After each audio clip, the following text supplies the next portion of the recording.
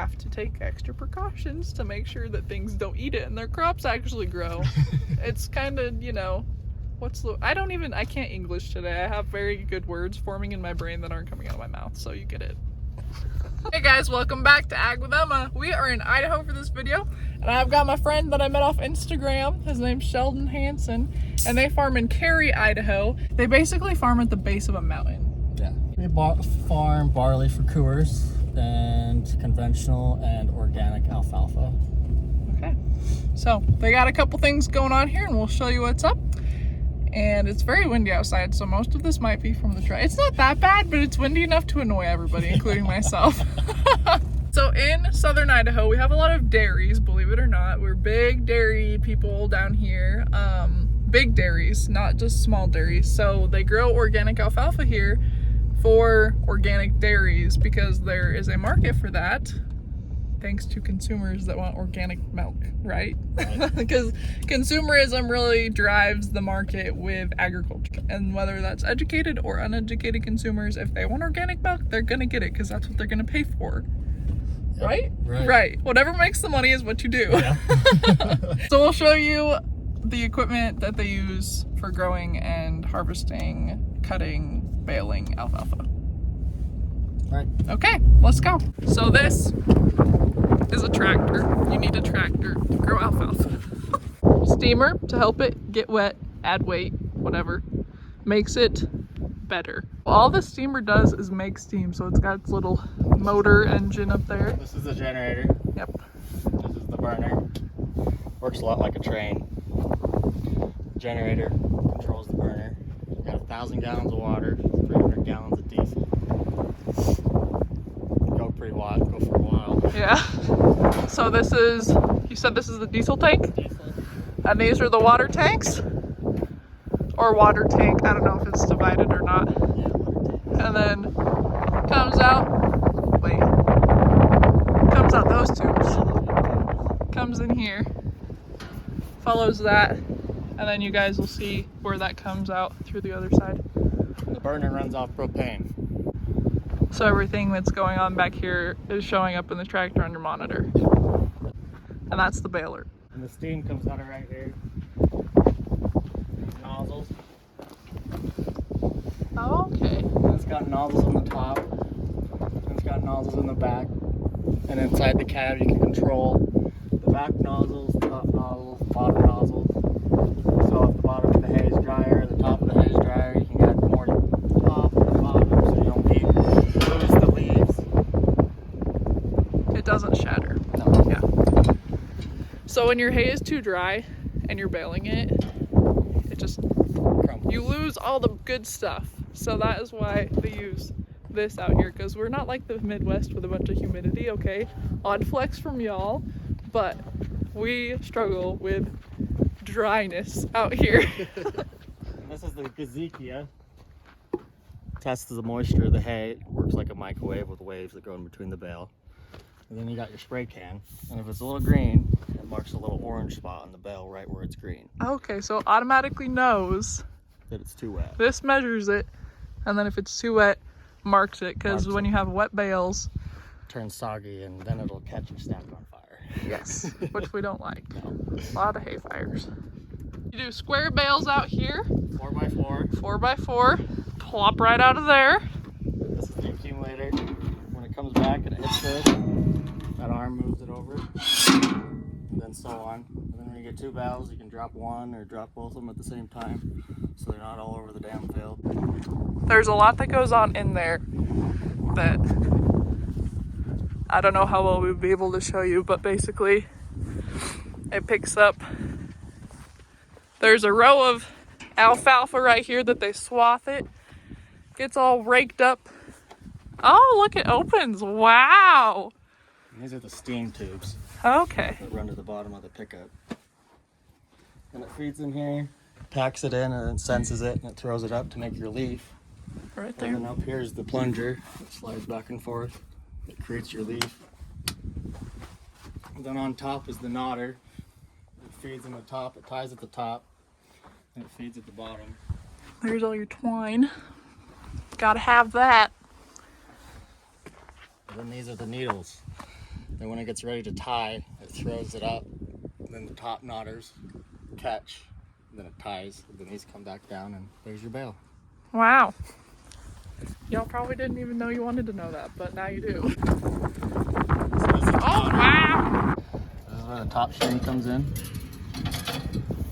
Then down here's the bell hook that grabs the twine, ties your needle. This is what cuts it right here. You got your square knot.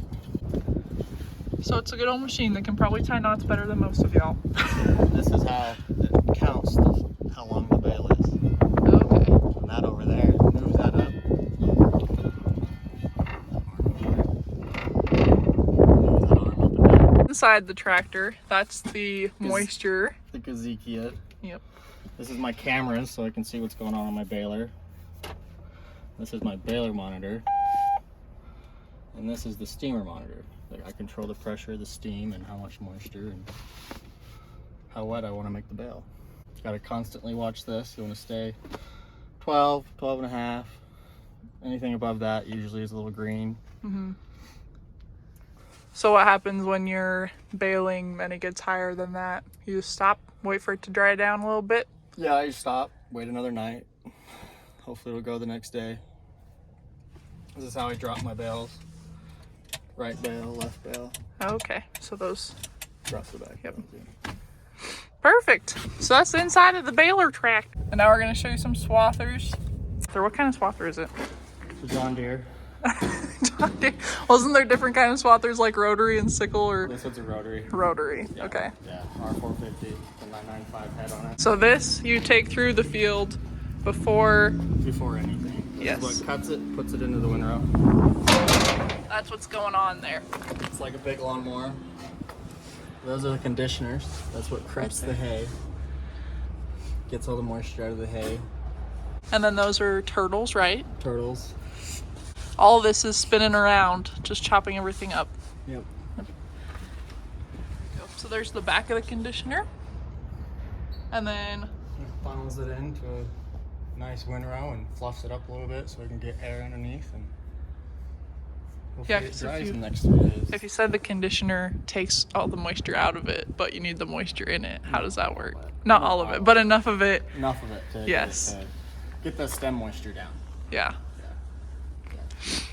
Because too wet of hay is not good, like Yeah. we've already said. We don't want to have silage. Yeah. And we're also going to show you some rakes. Sorry if this part of the video is windy. We're going to get up. See, it's just a little windy. So these are rakes. And when do you use the rakes? In between Right the after you cut swather hay. and the baler. About 3 days after you cut hay, we're usually in the field raking.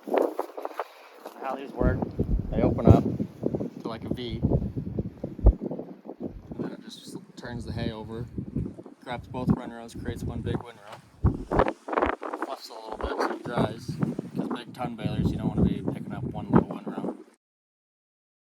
Okay, the wind was so bad in this part that I just decided to voice over it, but there's how the rakes spin, and the whole thing is spinning. It's raking it into a windrow, so it's taking 2 windrows. I'm about to show you with my feet. So if my feet were both a windrow, the rake cuts it at a V and then puts them together. So got Gimp Man over here. Wait, put it back up. I cover something farm safety related in every single one of my videos, so don't play with knives. And also something to cover is that if you guys aren't familiar with alfalfa, it's a perennial crop that stays in the field for how much time do you guys leave it in your field for? This field has been out here for 7 years. Okay, and when do you know how to, rip it all up or till it all in or whatever? When it starts getting weedy, starts getting thin, doesn't come back as good. After the 4th year, it's organic. So we like to wait after the 4th year, then it's organic, and then if it keeps producing good organic hay, then we leave it in, like this field. So you farm it conventionally for 4 years, Yeah. and then it switches over to organic. Yeah. So you can just on that 4th year spray it with conventional, standard chemical. Is there any chemicals that you use to farm it organically? No. Okay, so you just So- grow it and leave it. When we put it in the the first plant, because we usually have a rotation of barley and alfalfa. And 4 years or so of barley. Then we put fertilizer on it that year, so then the alfalfa is not organic for the next 4 years. And then after that 4th year, then we move on to organic. And then after we're done with that organic hay, we plow that up, and then it's organic barley for 2 years. Wow, it's all a system that works. So the roots on alfalfa get super deep. Yes. They're like 9 feet deep or something like. Isn't it deeper than that? 9 to 20. 9 to 20. The gimp knows. Yeah. 9 to 20 feet deep, and it's crazy because it just stays in there. I don't know. I think it's cool. And in southern Idaho, we're able to grow hay because we have irrigation. So if we didn't irrigate, we wouldn't be able to grow anything, basically. Yeah. And because we irrigate, we can get about 3 to 4 cuttings off of alfalfa per year. So that's the other thing about alfalfa staying in the ground. You can get multiple cuttings off of it multiple years. So that is why we grow it. It's a really good cash crop. Here is the mountains. So if you're from the Midwest, you're missing out because they're pretty. Just trying to share some serotonin and dopamine with y'all. Look at that. They get to farm on this. So it's windy outside. We're not going to get out and show you this because I've already done a bunch of stuff on grain drills, but they do use the drills up here with the harrows and the tractors. What are those? 83s? 8520. Oh, 85s. Then 8400 Ts, and then 8345 RT. Good old little setup. The old trusty 8400 Ts. So they've also got a Lemkin. What do you call it? A Lemkin what? Compact Solitaire 9. Yeah, compact solitary 9. It does your tillage and your seeding in one pass. So that's pretty cool stuff.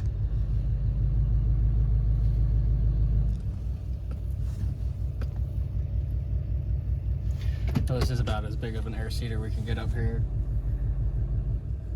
And why is that? Because the soil's so heavy and gumbo, it just sinks if we had big air seeders. It has tires all the way across to keep it floating. Then you have a compactor well in the back before it seeds. Creates a nice seed bed. So you can't see that too good, but I'm not going to get out because it's windy. But everything is different. So I had a video with an air seeder, had a video with a normal planter. There's a planter that does it all. Like, there's so many different things that you can do based on soil types, because that's what it comes down to. So we're also going to show you where they get all their water, because southern Idaho, it's very important that you know where we get all our water, and it comes from a different place than where I'm from. There it is. There's the water.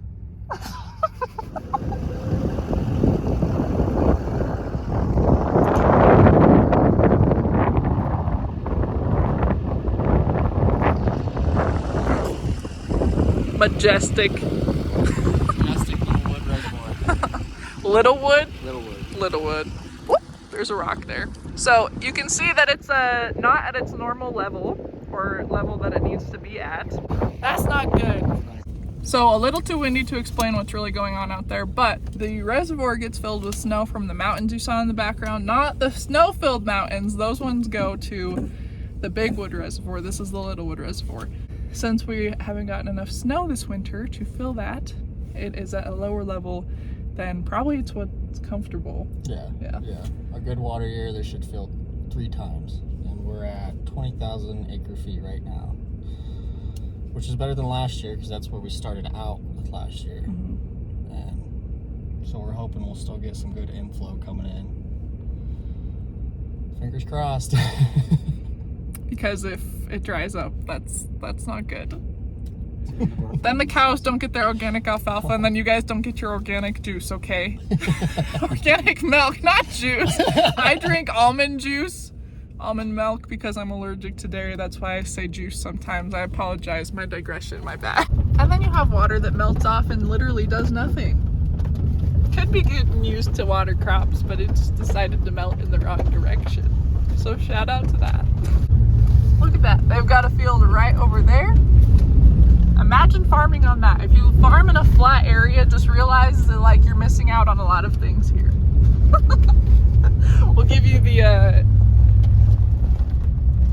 I don't even know what word it is. Simulatory, not that. Never mind.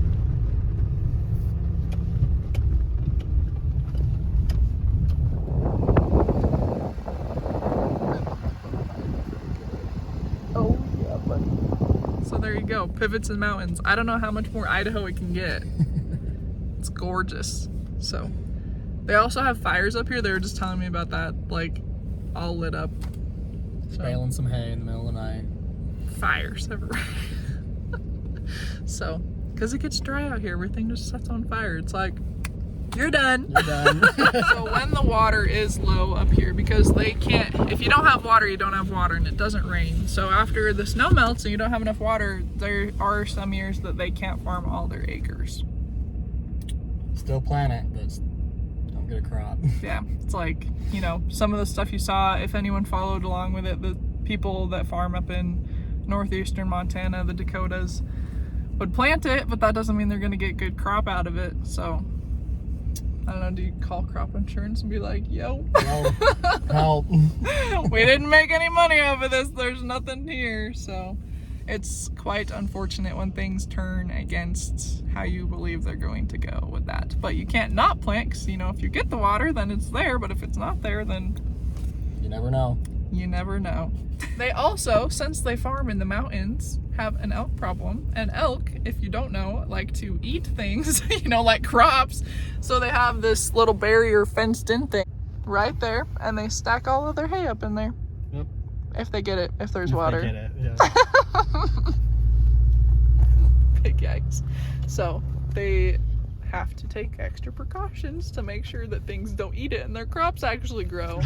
It's kind of, you know, I can't English today. I have very good words forming in my brain that aren't coming out of my mouth, so you get it. So that is all there is to, well, there's a lot more, but that covers the gist with Sheldon and Tyson the Gimp. If you enjoyed this video, make sure you give it a thumbs up, subscribe, and I will tag Sheldon in the description. Not tag because he doesn't have a YouTube channel, but I'll drop his Instagram link. He posts really cool pictures, and you can see more mountains and maybe some fires if they have some this year, which I'm sure they probably will, which is unfortunate, but it's so dry. Yeah. Check me out on all your other platforms. Again, thanks for watching, and we will catch you on the next video. Hasta la pasta.